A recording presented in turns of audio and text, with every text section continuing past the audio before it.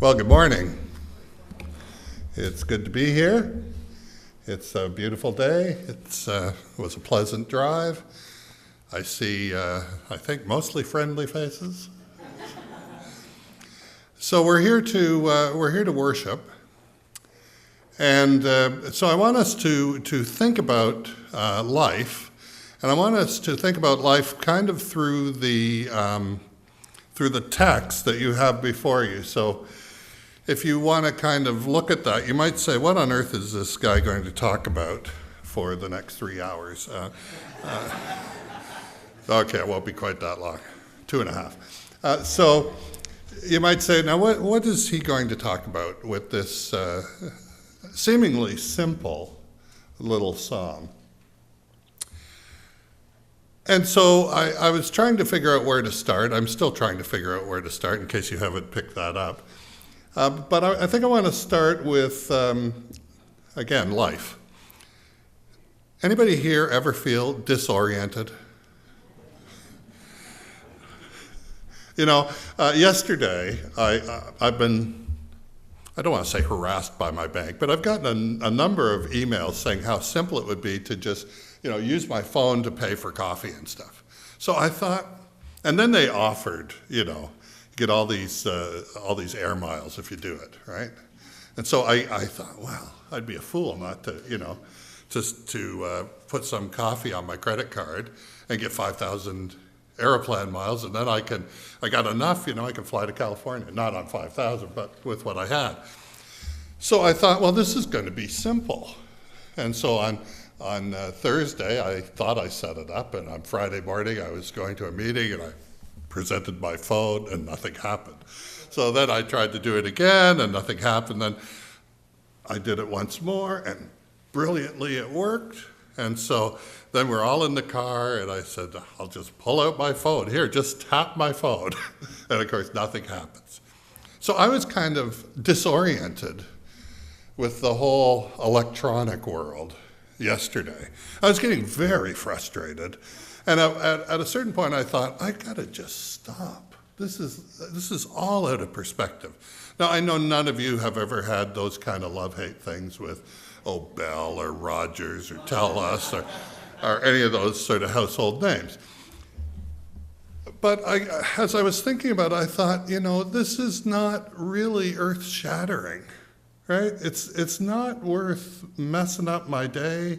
It's not worth getting angry about. It's not worth being annoyed with, and irritable and grouchy. I know you'd never think that of me, but having just met me, you don't know my charm. But so I had to kind of stop myself and say, well, what is this about?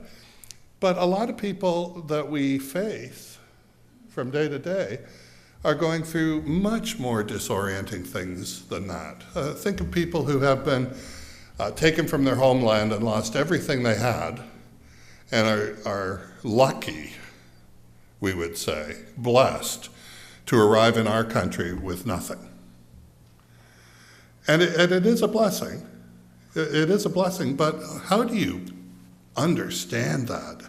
How do you live that as I'm really blessed now because I lost everything and I was in a war-torn land, but now I'm here in Canada and life is good, right? But we've prayed for people this morning whose lives are being turned around by illness. People's lives are being disoriented by, being restructured out of a job, or suddenly, the company that they trusted and they invested in, they lose their money, or they lose their pension. I mean, there are so many things in life that are disorienting. And this hymn, Psalm 93, was probably written in a time when the people of Judah were completely disoriented. If you know the story in the Bible, they had been taken, there'd been a war, the Assyrians had first destroyed much of the land, then they'd rebuilt, and then there was another war, and then the Babylonians came, and they devastated the countryside, and they devastated Jerusalem, and they took people into exile, And it was just horrific.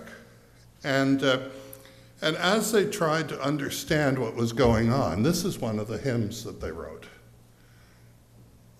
Now, why I like this hymn is because they didn't write a hymn that said, man, we lost our homes, our friends died, we don't know what the heck is going to happen in the future. That's not the kind of hymn it is. It's one of those really good hymns that when you sing it, when you pray it, when you hear it, you can imagine yourself in. Let me give you an example. We sing Amazing Grace, How Sweet the Sound. Many people love that hymn.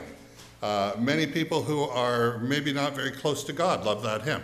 So when I ask people who I don't know very well what they want for a funeral, for example, often what they want is Amazing Grace. Now, most of the people who are singing that hymn or hearing that hymn or loving that hymn have no idea of the story that is behind it, because the story has been stripped away. Not that it's not a good story, not that it's not a redemptive story, but the story is not important. The experience of amazing grace, how sweet the sound that saved a wretch like me. It's that recognition of God at work in our brokenness that makes that a great hymn. Not, that John Newton was a slave trader and heard the gospel. I mean, that's a great story. But I wouldn't be singing that song and appreciating it because of that story. It's the way it's been democratized. It's the way it's been made to speak for everybody that makes it powerful. So in this simple little hymn in Psalm 93, it goes through 3 phases. And I think if we look at those 3 phases in the hymn, we'll see what worship is about. One of the brilliant things in ancient Israel and in the gift of God of the worship in ancient Israel was that they superimposed something called Sabbath over the calendar. Now, all the other cultures in the ancient world had their festivals. They celebrated a good harvest. They mourned when people died. They celebrated marriages and the birth of children and all those kind of things. They celebrated the New Year. They did all those celebrations. But overlaying that was this thing called Sabbath. And the thing called Sabbath was that every 7th day, you stopped work and you thought about who you were and you thought about who God was. And then you went on with your week. Now think about the brilliance of that. That's what worship is really supposed to do. We're supposed to come at some point on a regular basis, and weekly is as far as I could see, about as good as it gets. And we come to a place where we stop and we think about God, and then we think about who we are, and then we process that and start again. Now, one of the ways I like to think about this hymn is to think about it, as I said, as 3 stages. The first we'd call orientation. The second, disorientation. And the third, reorientation. So let's just take a couple of minutes on each of those and walk through the psalm.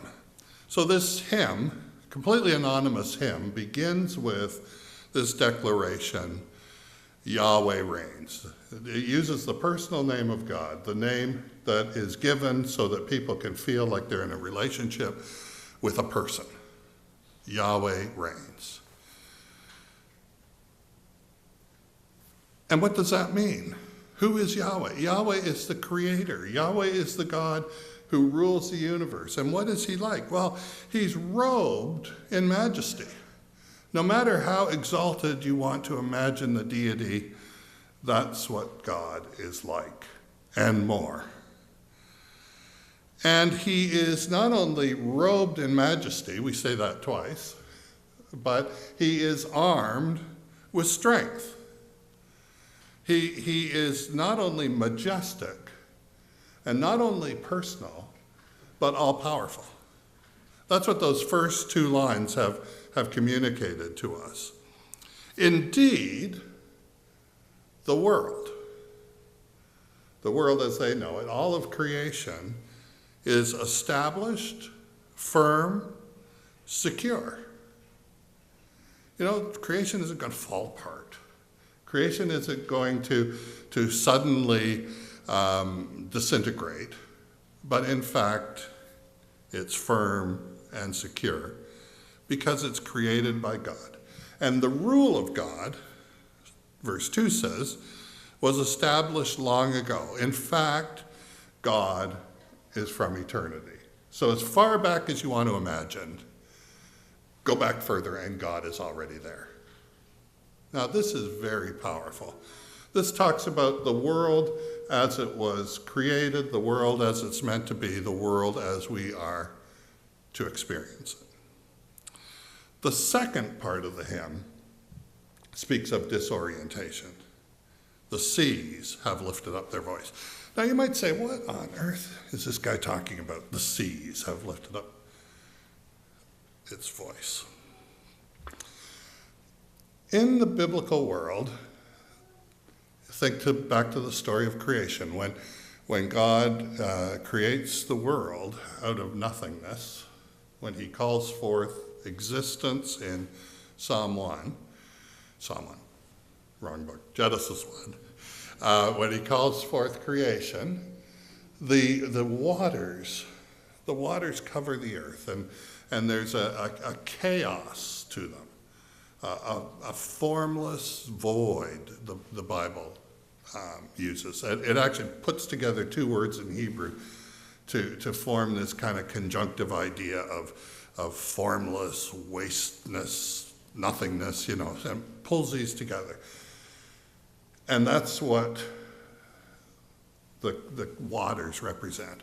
Or the waters represent the barrier that threatens, like when the people of Israel are coming forth out of Egypt and they come to the sea, and God has to part the sea so that they can go through safely. So the water is a symbol of chaos and potential destructiveness. But as you all know, water is not only a curse at times, but a blessing, right?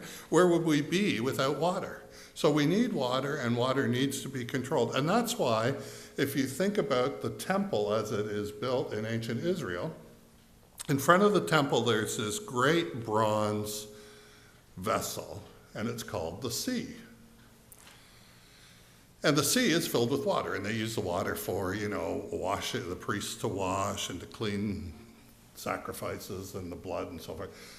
And so it's very utilitarian, but symbolically, what it says is that God is enthroned and that the sea is under control because sovereign God is on his throne.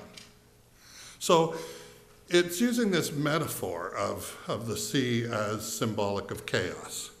In fact, if you were to look at Ezekiel 47, so I brought a Bible up here in case I decided to do this, but if you look at Ezekiel 47, you'll see that there's a depiction of the ideal future by the prophet Ezekiel. And in Ezekiel 47, he talks about the entrance of the temple in verse 1, and I saw water coming out from under the threshold of the temple.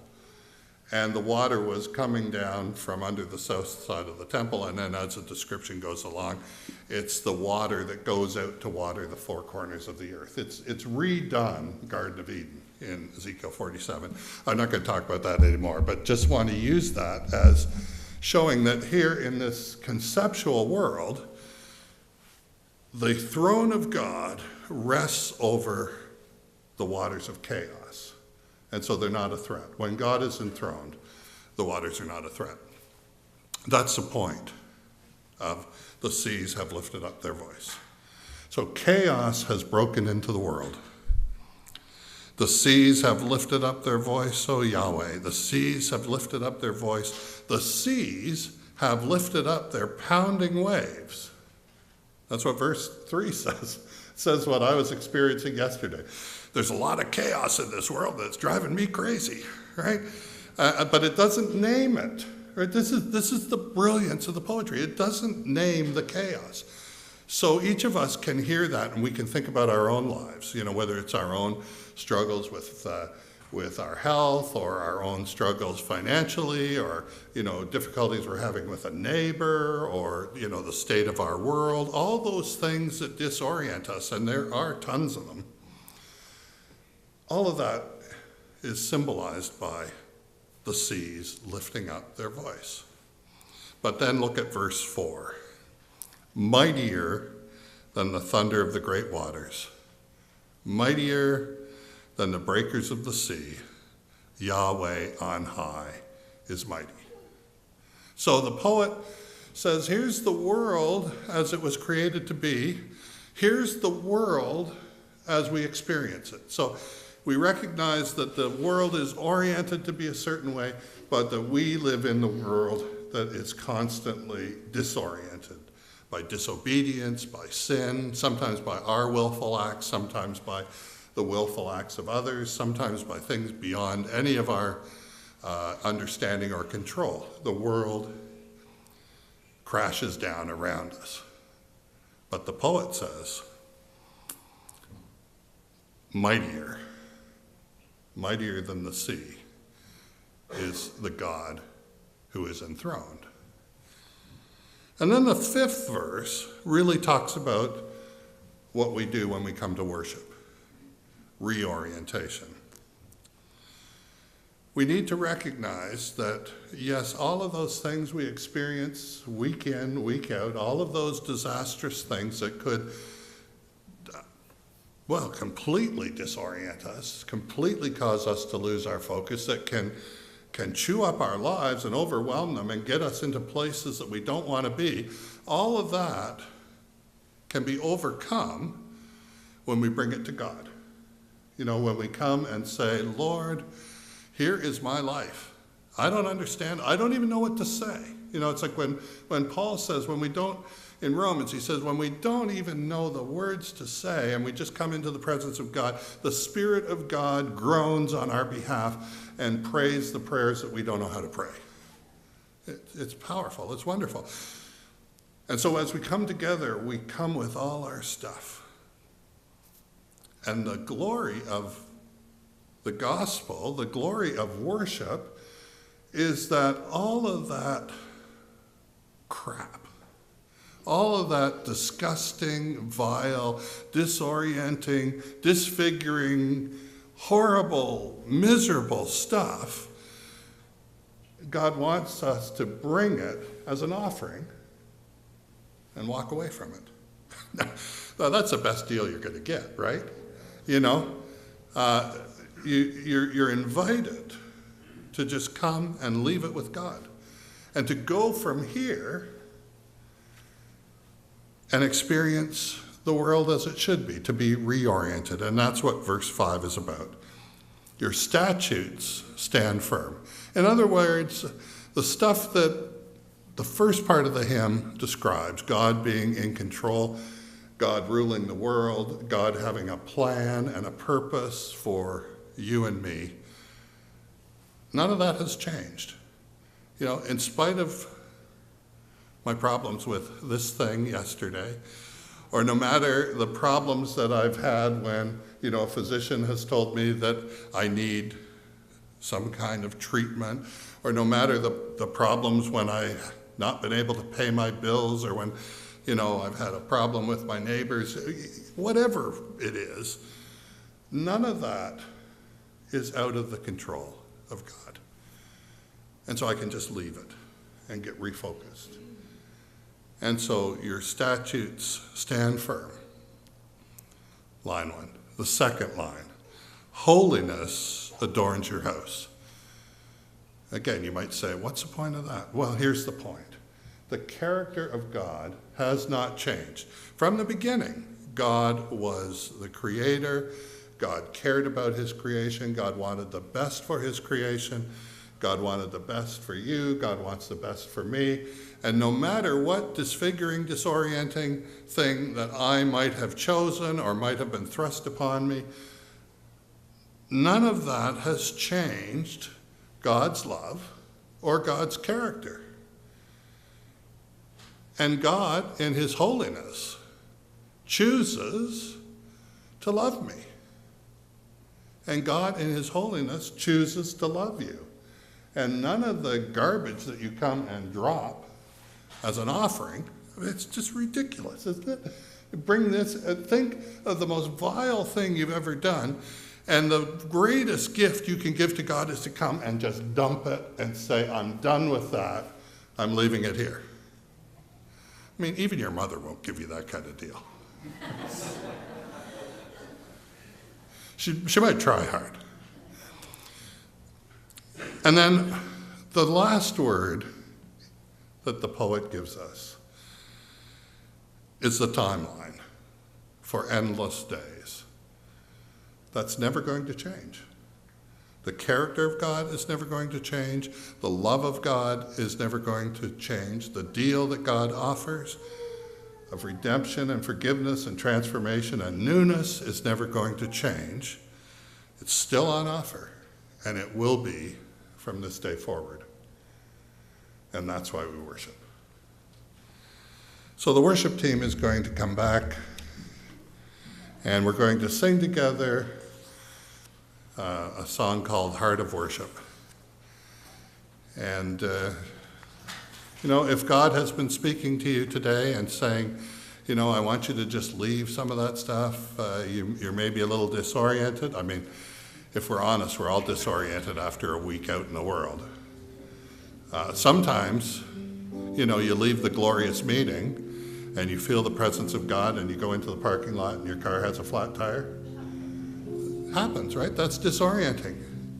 But what's important is that we don't get distracted or detached, but that we somehow keep coming back and keep experiencing the goodness of God. May God bless you.